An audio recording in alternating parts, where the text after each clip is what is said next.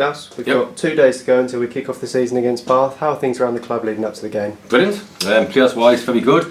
I didn't realise till I hadn't won a game in pre-season, only because I just remained there.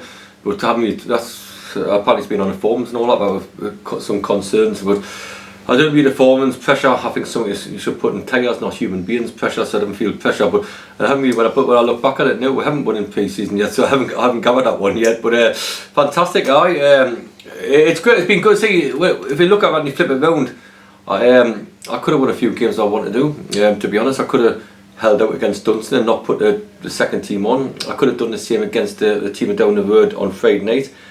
I possibly could have went a bit stronger against Moorgate. I possibly could have, against Leatherhead, seen it through and kept Charlie and Lugallen. But that's just selfishness, and that's just on my part. You know what I mean? Where you've got young kids on the bench who've made their own way there, who've travelled all there. You've got trailers who've paid their own money to get there. I think the least I can do is give them a little game and find out about them one way or the other. Just like we have with Sam, who's in the first team now, and things like that. So if you wanted some self-pride, I probably could have won 3 out of 6-7 games we've had, but it doesn't mean no to me, to be honest, so as long as we're ready for Saturday, which are, and there will be, and some of the things what are being done behind closed doors as well, then I'm fine and I'm looking forward to Saturday, so nobody remember pre-season anyway, to be honest, but I can't have that. Listen, you don't have to like anybody in life, it's your choice to like a manager, a board of directors, to like whatever, but one thing I hate is keyboard warriors, and I've just had a little sniff at when I've walked in there, obviously saying this and saying that, and yes, I have just been reminded on I haven't won, and in pre-season, I'll be sure. Is that what? We haven't got anything better to do than get on the keyboard and all that and say about us in pre-season.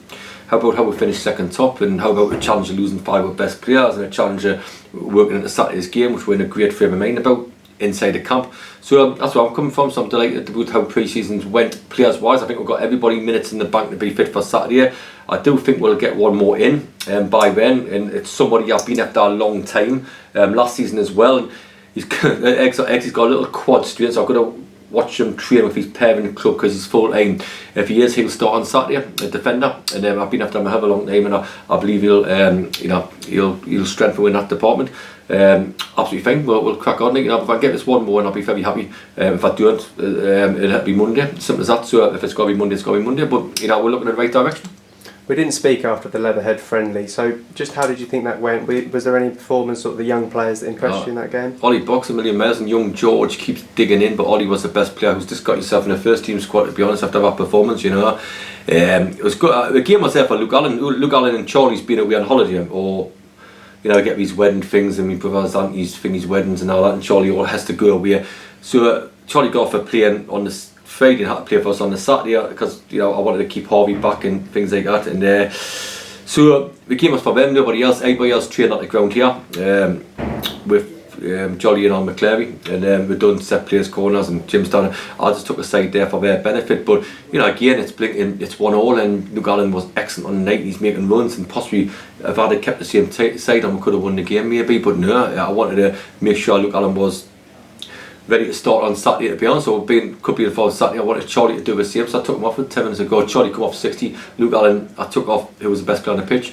The biggest plus was Ollie Box, the rest of the lads in. They say I've got 2 16, just turned 17-year-old kids on the bench. What do? You say, okay, that's what I'll do. Now I'll go and win a game of football, or I'll do what's best for the club and best for the squad. I'm just doing what's best for the squad, so that's what I've done. Got no regrets about it at all. And the young lads are going to learn, like I say. They see Sam coming through, and Marvin to a certain extent coming through. George is coming through. Ollie Box is coming through. But it ain't easy because if I want to get my team, I've got to go and beat teams what we did last Friday.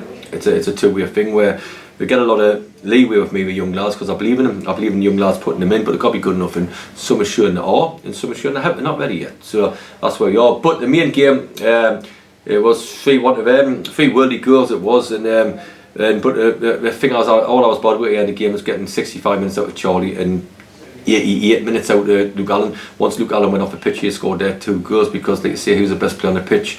I thought George dug in at his 2 positions as well.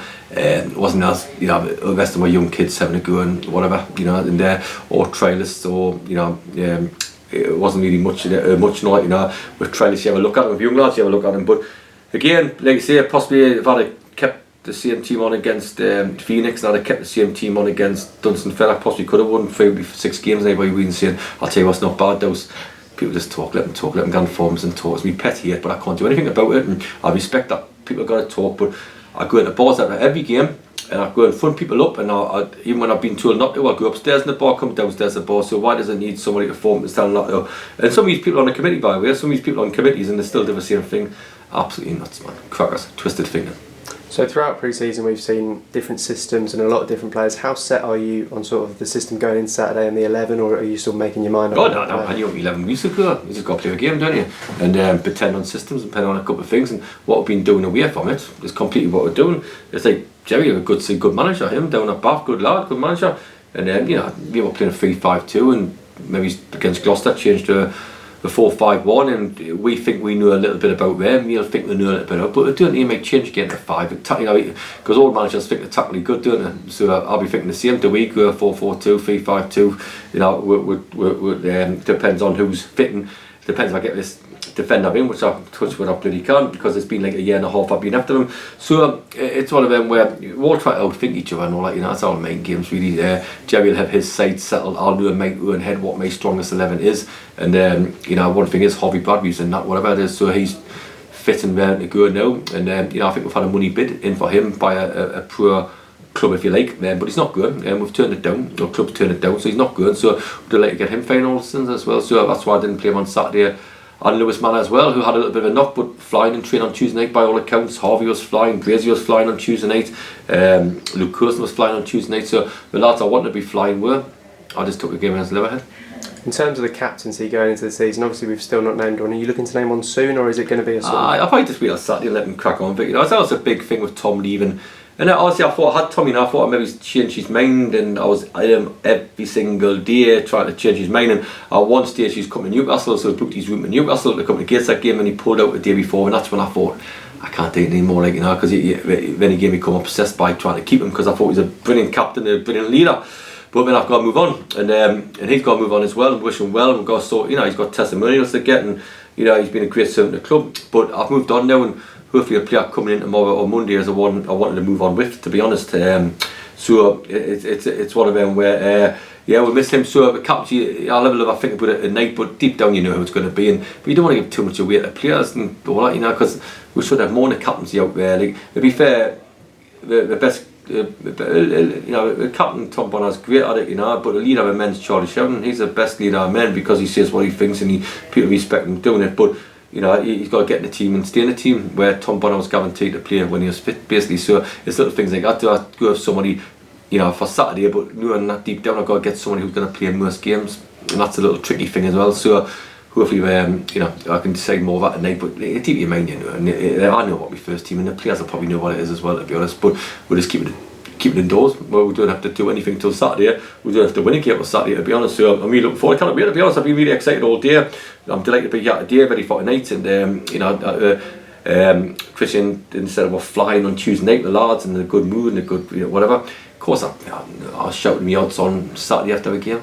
Was it main games? I don't know. I was just upset how we played. Of course, I'm going to say a couple of things when academy lads come on and give away 2 good leads, because part of their education as well. Because I never shout at young kids. I'm really good with young kids, but when I'm not good with them, I think the academy can do better. Instead of putting on the screen saying there's 9 academy players playing this game, how about there's 9 academy players playing the game, but and a win as well? And that's the difference. You've got to get the mentality of winning first team level. So I'm just trying to help the whole club out. But I've always put my cards on the table how I manage a club, and there's kids you'll see here tonight from 5 o'clock onwards who are young boys wearing the black and white tops, and they come and they get at age like George has.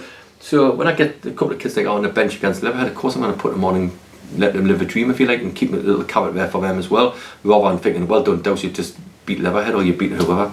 What's that bit of pride on me? Let them panic about me, let them write what they want about me. I'm quite thick-skinned, it doesn't bother us at all, and I don't take no notice of nobody, and that's why I either feel or be successful against sword. To be fair, nobody in the club tells us what to do, so it's fine. I'll give advice and they'll say, yeah, what about this, what about that, but nobody tells us what to do. So I say my own players, I do my own team, so nobody really tells us what to do. So all good stuff, really. So in terms of arrivals, you mentioned you've got one player that you're sort of hoping will come in. Will you either be settled on the squad? No, you never settle, because if you're settled, that means it's a dangerous game, where if I had to be famped, I would be famped, and had to get players in, I can only get players on this, whatever you want to call it, budget or whatever it's called, and it's competitive, but it's going to be a lot of changes. Like, we lost a lot of good players last year, so I am going to make 1 or 2 mistakes. I'm not ignorant to say, oh yeah, it's got to be alright, it's going to be out. If I feel as though I've made a mistake, I'll just put my hands up and say I've done one. But I've got to rectify that mistake. That's the secret. Because a lot of managers will sit and say, "Oh, you come good." But if you don't really think you will, or you're best off just admitting it yourself and admitting the player and all of that. So if you've got to sort of get 2 out of 3 right. Like, listen, I think Brazy's been a revelation. I think Harvey Bradley's been superb. Absolutely brilliant. And they've been a massive plus for it and all that. But if 1 or 2 aren't competing as well. But like you say, last season, I wanted to make a little change in defensive areas, maybe to go as a free at the back at times and all that, and I was chasing this player for quite a long time, but he decided to go a league up, which I got no complaint. So now the opportunity is to come to sign him. A deal was done yesterday, which everybody backed. It's just got a little bit of a quad on him. If I can get rid of that little bit of a quad and I see from you and he's fit for Saturday, well, he'll play. If not, I'll let him wait on Monday, Tuesday till he is fit next week and get him for, I think it's going to be the end of January, so that's in the bag anyway. I just got to make sure it gets pushed through, and unless something happens with his quad, but I don't think it's a serious one. If I find out tomorrow, it will trade me, but if I feel as though he's fit tomorrow, and I'll get done straight away and he'll play Saturday, without a doubt. So we've got 2 days to go now. Do you have sort of a rallying cry to supporters ahead of Saturday? No, I've got to come support me, and I want him to support me, and I want to give him something exciting about, and I want him to get behind the team. I think everybody knows how tough the league's going to be with Alex Torquay and you have Linnet and local rivals around here.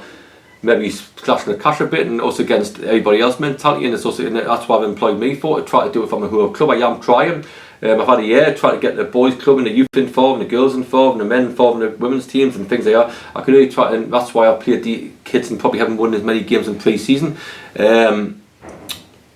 But I want them to be on our side. No, just come be on our side, After what's hammer me, coming about to say us, cause a Geordie so and so, it ain't a problem. But just for 90 minutes, it's backwards as you always do, and if it can, then I'm quite confident about getting a result on Saturday, to be honest, against a good side. Perfect. Cheers, Dowse. Much checked up.